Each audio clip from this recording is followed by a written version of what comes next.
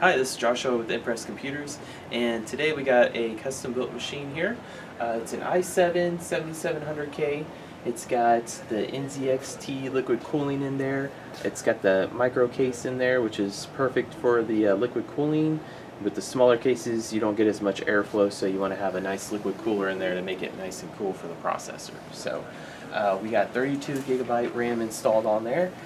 We also did we're doing a transfer right now. That's why you see these wires out here. We're transferring the data from their old machine to this new one right here.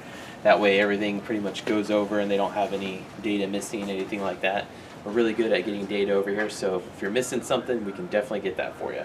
Also, the customer had a 1 terabyte SSD installed on there. We have, I believe this is a 750 watt power supply on there, so if he ends up putting another video card in there that he wants, easily be powered by that. It's got a 2 terabyte on there, so that way he has all of his data on that drive as well with the 1 terabyte SSD, so he's got plenty of storage, so he can have plenty of items that he needs for his business on there. So if you're ever looking for a custom built machine, you can come by here and we can definitely help you out with that. At Impress Computers, just give me a call, 281-647-9977. Thank you.